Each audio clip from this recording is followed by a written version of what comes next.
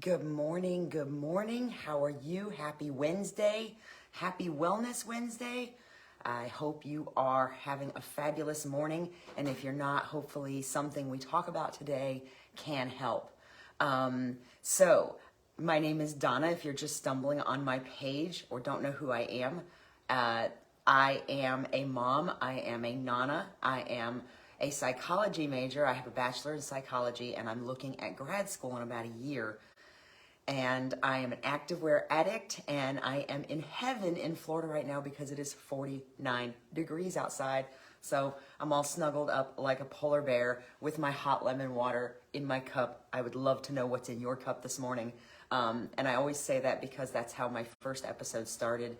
If you're here, let me know you're here. If you catch this on the replay, please hit hashtag replay in the comments so that I know you saw it. So I have to be careful with statements like it's all in your head because I don't want that to be misinterpreted as if you have mental health issues, it's not always all in your head. And there's a lot of things that need professional help and a lot of things that you can help yourself with. So what I mean when I say it's all in your head is that you do in fact have the power to, my computer just went off or went to sleep. Hey, Miss Mimi, nice to see you. You do, in fact, have the power to change your thinking. I know a lot of people that are a walking embodiment of this, and I am as well. So that's kind of what I want to talk about today is just a little bit of thinking change, if you will. And that's hence the title, It's All in Your Head. So that is today's topic, and I hope you'll stick around for a few minutes. I try not to take too long, but I hope you'll find this helpful. And if you do, please share it, love it. If you have any ideas of things you'd like me to discuss in the future, because I'm here every Wednesday at 7-ish in the morning, then I'm happy to do some poking around and do a little research. And anything I suggest, I always encourage you to do research. But I'm happy to do a little bit of it for you if that's helpful. Okay, so neuroplasticity. A lot of people, I'm not going to throw a bunch of medical jargon at you, but neuroplasticity is quite simply the ability of your brain to change. So we have the ability as humans and even some animals to learn new things. And that's part of what neuroplasticity is all about. New things means we can also learn new ways of thinking. I used to be a pretty negative person. I used to suffer from some pretty severe depression. It was a functional depression, and I actually thought that it was part of my personality. I just thought that's the way it was. I thought that's the way life was. I thought that only bad things happened to me and that there was literally nothing I could do about it. And I spent many, many years of my childhood and my adult life feeling trapped in my life and feeling like I had absolutely no control. And I spent years, literally years, just always looking inward, trying to find a way out of that feeling of trappedness. And a lot of things, sometimes it seems like it happened overnight. And I've had people ask me, how have you learned to deal with your anxiety? And when I try to explain it, it does sound like it happened overnight. But that's simply not true. It was literally years of introspection, years of hearing the same things over and over and over again and not believing them until finally I was in the right frame of mind and the right person, the right mentor said it, that it finally clicked, along with my studies and just my general experiences. So we literally have the ability to change the way our brain works, but it takes work and it takes strong desire and it takes practice every single day, all day long. So there's no such thing as a recovered person with anxiety or recovered from depression. In my opinion, especially the type that I had, it is constant daily practice. But there are some great ways you can start, and these are simple for just about anybody. But let's talk about what negativity can do to you. I have some notes here. I have notes on my computer because I can't remember all the things all the time. So the notes that I have today are from the Mayo Clinic, and there's a lot of information out there. There's a lot of research. If you if you research in the right places, there's a lot of research about neuroplasticity and how you can actually change your thinking. So a lot of it has to do with self-talk. When you talk to yourself, how do I say this? If you talk to yourself in a way that you would not talk to someone else that you love, that's a flag. And that's something you need to be aware of. So the first thing to do is to be aware of what the thoughts in your brain sound like. If you're constantly filtering out the positive aspects of things and focusing in on the negative, that's something you need to be aware of, and that's a flag. And that is something you can actually change. If you're magnifying the negative aspects of a situation, if when something bad happens, you're actually personalizing it and making it about yourself instead of it just being something that happened, then that's a problem. I never say this word right. Catastrophizing? I don't think that's right. You automatically anticipate the worst. Does this sound familiar? You automatically anticipate the worst possible case scenario. I used to, for example, the example given here is that if the drive-through gets your coffee order wrong, then that automatically means that the rest of your day is going to be a disaster.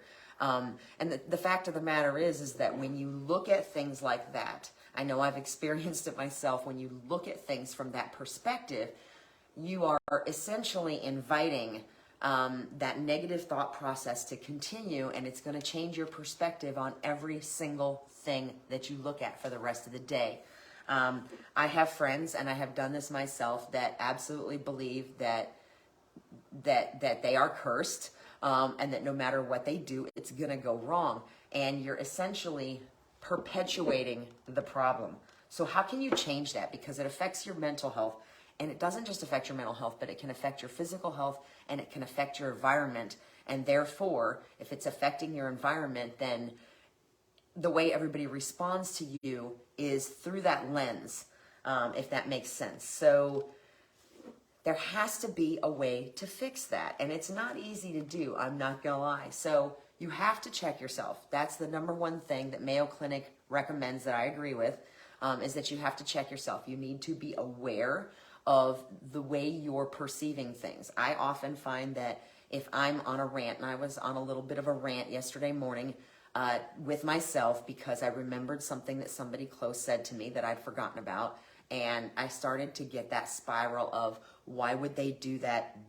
That's not how it is. And the first and most important thing that we have to remember, I mean, I could have let it ruin my day, but the first and most important thing we have to remember is that we cannot change what other people think or feel. We can only change how we respond to it. So I had to stop myself. I had to check myself. And that's what we're talking about here. I had to check myself and go, okay, this is my perception of what really happens, and this is that person's perception of what really happens. But that person is not usually here around me, so they don't see all the things, and their perception is not my problem. It's just not. If I know that I'm doing the best that I can do, and that doesn't give me a blank check to be a butthole to anybody, but if I know I'm doing the best that I can do, and I'm being as kind as I can be, then it's not my job to get myself into a spiral and ruin my entire day because of what this person, whether they're close to me or not, has said or is thinking. So check yourself. You have to be able to evaluate your thought process and say, am I looking at this too harshly? Can I step back and just take a break from it for a minute, focus on something else, and not give it all of that power to stop me in my tracks and change my day. There's also ways to put positive spins on things, and even if they seem negative, to look for positive items, and we'll get into that in a minute. Be open to humor. You know, I had a boyfriend that thought that I was about as uptight as it came, and it was because I was so wrapped up in my own self and and focusing on all the negative that I couldn't even find funny movies funny. It was terrible. So you have to be open to humor. You have to give yourself permission to smile and laugh. And especially when you're in a stressful moment, because if you can't laugh and have fun, then it's just not worth it. So when you can laugh at some of the things that happen to you, and I have a really funny story for that, then it changes the perspective.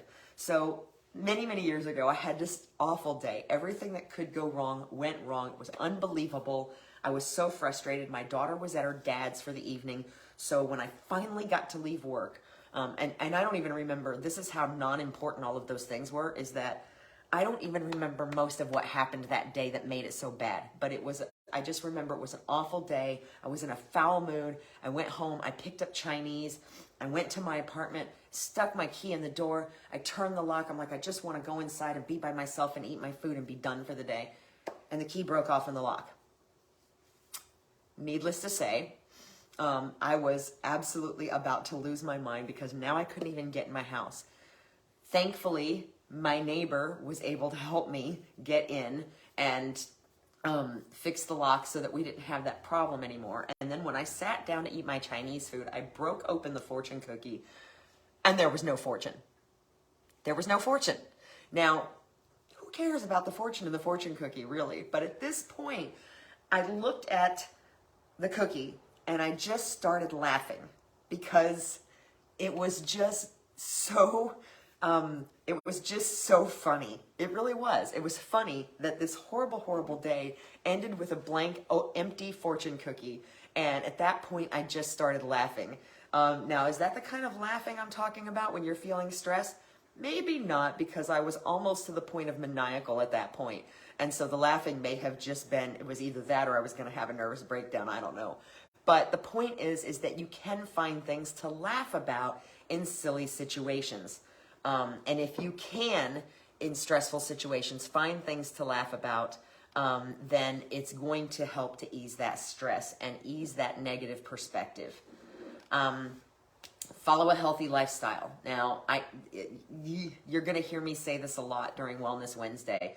I absolutely wholeheartedly believe from personal experience that food and diet are 80% of what goes on in our heads, in our bodies, and how we feel. They affect our blood sugar levels. They affect our mood, whether or not we're eating the right things, and whether or not we're moving our bodies has a profound effect on everything physiologically, mentally, neurologically, the whole nine yards. So even if you have a problem that can't be fixed without medication or without counseling or without some kind of something like that, you can mitigate it a lot with proper food and moving your body. You really can. Surround yourself with positive people. That's really important. And for me, I had a friend that came into my life that was positive. She was so positive that I don't think she ever got mad at anything. I still don't think she ever really gets mad at anything. And even the one time I did see her get mad, she still smiled the whole time she complained about what she was upset about. And she was just so wonderful to be around. And I had reached a point in my life where I really was ready to respond to that. And the more time I spent with her, the more it was one of my first times really stepping out into having more than one friend, because for a long time I thought I couldn't have more than one friend. The more time I spent with her, the more I started noticing the negativity in my own head and the negativity in people around me.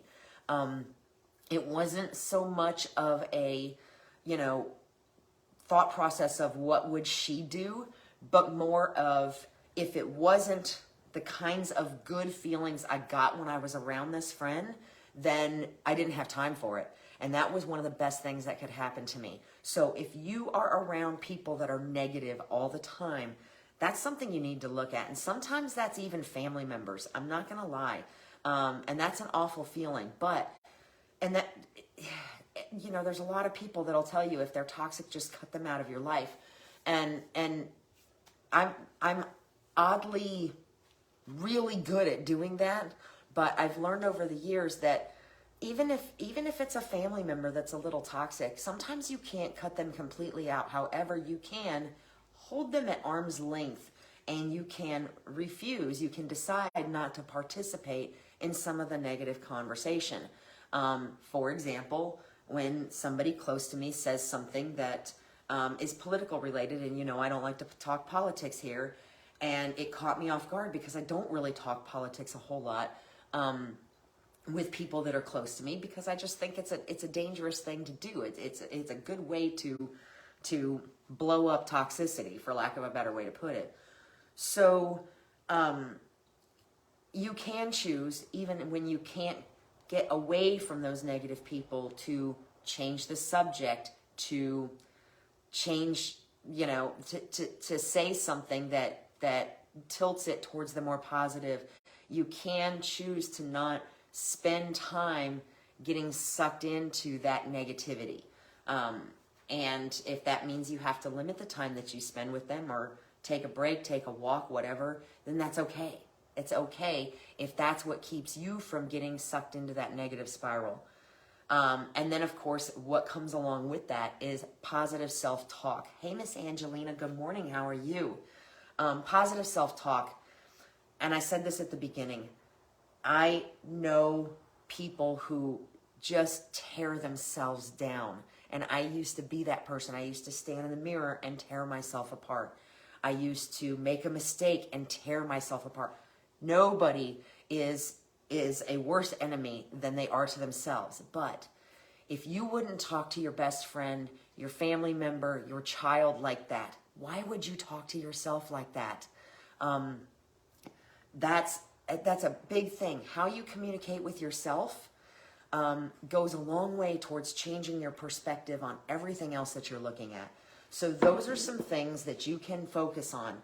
Like I said, being aware, and you don't have to judge yourself for negative thoughts. If you have a negative thought, you don't have to be like, oh, Donna, that was stupid. You shouldn't be thinking like that. No, just be aware of your negative thought process and try to put a different tilt on it, or dismiss it until you have, focus on something else. If you have something else you're supposed to be doing, and this negative thought is trying to distract you and is in danger of totally derailing you, then focus. Put your say, okay, that's how I feel. We're not going to deal with that right now. We're going to focus on what's in front of us, and see if I'm still feeling this way in a couple hours. I'm a big fan of the minimum 2-hour wait rule. So how can we do this? I hope some of this is making sense to you. Negative self-talk. I've never done it before. And a lot of times that turns into I can't do it. That's kind of how I felt when I started this Wellness Wednesday. It was on my heart to start, but I was like, nobody wants to hear it. I don't know what to say. I'm going to suck. But here I am. So sometimes it's a matter of just muscling through. And if you really feel strongly that God has put something on your heart, or the universe, or whatever it is you believe in, has put something on your heart to do, then start. And I know but I know it's hard. But sometimes you just have to do it and see what happens. And now I'm having fun. It's episode number 3, and I'm having a blast with you. So negative self-talk. I've never done it before. How do you spin that? Well, this is a great opportunity to learn something new. Now, do my statements always look like that? No. A lot of times it starts with, I've never done this before. But you know what? It's a great opportunity to learn something new, so let's go. So a lot of times it looks like those two things together. So if your negative self-talk says it's too complicated, then maybe the positive aspect is to step back and see if you can tackle it from a different angle. So now my attitude is, it shouldn't be this hard. How can I figure it out? Negative self-talk. I don't have the resources. What does that mean? I don't have the money. I don't have the time. I don't have the ability. I don't have whatever, insert whatever you don't think you have right there. I don't have the confidence. Necessity is the mother of invention. And that goes way back to our survival mode as kids, teenagers, young adults, when we're just trying to figure out how to get through the day. Necessity is, in fact, the mother of invention. And if you decide that you're going to do whatever it is, a lot of times you will be more open, that you're going to do it and that you're going to figure out a way to do it. A lot of times you will be more open to opportunities to make it happen. I know that sounds crazy. There's a ladder trick a mentor taught me. And so let's give it a try. One of the ways you can do this is, for 3 nights when you're going to bed, I want you to visualize yourself climbing up and down a ladder. That a ladder is there and that you're climbing up and down. And I want you to do that for 2 or 3 nights when you're going to bed. the last thing you do before you go to sleep. And then let me know how long it takes for you to see a ladder, for a ladder to present itself. Don't go looking for one, but just focus on visualizing yourself climbing up and down a ladder before you go to bed each night, the last thing you do, and see how long it takes before you notice a ladder. It's a little mind trick, and it just shows you how easy it is to imprint a thought in your head that can actually turn into opportunity. And it's just like when I first fell in love with Jeep Cherokees. Never noticed Jeep Cherokees on the road before. Soon as I started liking one and thinking I wanted one, guess what I saw everywhere? So if you make up your mind that there's something you want to do, even if you don't feel you have the resources, if you make up your mind that you're going to do it and that you're going to figure it out, you would be amazed how much that opens you up, and all of a sudden you start noticing opportunities that will get you to that place. So try the ladder trick and let me know what you think. I'm too lazy to get this done. Or that often translates to I don't have time. I couldn't fit it into my schedule, but I can re-exam some priorities. That's the positive talk. I'm too lazy to get this done, or I don't have the time. I am going to make the time. Let me look at my calendar and see what I can rearrange. If it's important enough, I'm going to squeeze it in. That's true for any of us. There's no way it'll work. That's definitely negative, definitely guilty. I'm sure you are too. There's no way it will work. How can I make it work? I can try to make it work. What's the worst that happens? That it doesn't. But if you set your mind that it's not going to right out of the gate, it's probably not. It really isn't. It's too radical of a change. Why don't we just try it? It's a little bit crazy, but let's just try it. What's the worst that could happen? Instead of, that's not for me, why not me? No one bothers to communicate with me. That's a strong one. No one tries. No one reaches out to me. If I stop texting, I'll never hear from anybody. That's what I translate that to. How can I open the channels of communication? Maybe if I stop communicating with people and that means they stop communicating with me, first of all, maybe that means I'm communicating with the wrong people. I've never been a huge fan of one-sided relationships, and I have been known to just stop trying. And sometimes that just means that it's time to take a break from that individual or whoever it is that I'm getting frustrated with because I'm not hearing from them. They might be busy too. If I'm making it all about me, who the heck knows? They could, they could be up to their eyeballs in work until 7 or 8 o'clock every night, and they're just so busy that they're looking at my text and they're like, oh, I love her, but I just can't right now. You know what I mean? It doesn't have to be about you. Just because people are not communicating does not mean that there's something wrong with you. So you can try. You can say, hey, was just thinking about you. Give me a shout when you get a chance, and then go on to something else. So that at least you've tried. And then if you don't get a response, that's on them, not on you. So another one, I'm not going to get any better at this. Well, practice makes perfect. So if you feel like you're struggling with something, I line dance, I do jazzercise. Some days I walk in there, I'm a hot mess, y'all. I sometimes wonder what I'm thinking because I feel like I have zero coordination. Whatever it is, whether it's dancing, whether it's thinking positive, whether it's getting up at the same time every morning or doing some kind of exercise, the more you do it, the better you get. When I was a kid, my mother told me practice makes perfect. When I was an adult, I told my daughter practice makes perfect. Are we telling it or are we living it? Hey, Miss Erica, good morning. So are we telling it or are we living it? So that's what I mean quite simply by it's all in your head. Not that there aren't real things that are happening to you. Not that there aren't sometimes really bad things that are happening and really stressful things. But I absolutely believe and have experienced it to be true that if you change the way you look at something, that something changes. There's been oftentimes, I got a flat tire. Well, it was in my driveway. It wasn't while I was out on the road. It wasn't while I was out here on this strange road out here somewhere by myself. You know, things like that. You can find the good. There have been multiple times. I drive old Jeeps, y'all. Sometimes my stuff just doesn't start. Does it decide not to do it in a bad part of town? No, it's never happened. It's always happened somewhere where somebody could get to me quickly, and almost always where I was safe. So it really does depend on how you look at it. And the best way to change your thinking is to just start being aware of the negative. Start trying to, if you know somebody that's ridiculously, effervescently positive, spend some time with them. Because I promise you, the more time you spend around positivity, the more you're going to want to be like that. It's almost inevitable. So, good morning, Christina. So I hope you found this helpful. If you did, drop a comment, share it. If you think that if there's somebody you think that it might help, if you have a topic that you would love to talk about, shoot me a message. Again, no politics, please. Shoot me a message. I'll do some poking around, see what I can find.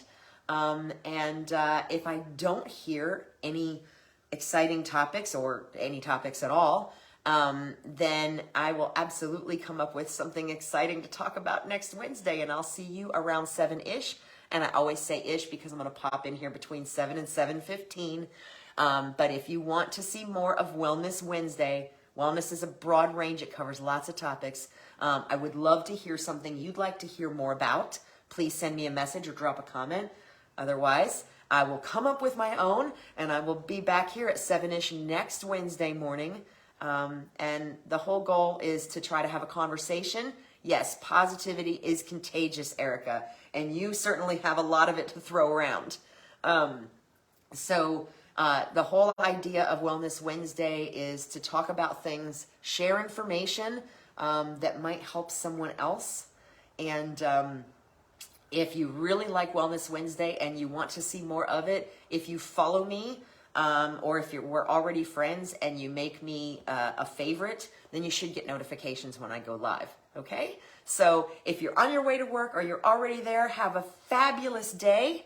And like I said, if you have a topic that you would like me to talk a little bit more about, shoot me a message or drop a comment. If you loved this and you think it'll help somebody, share it.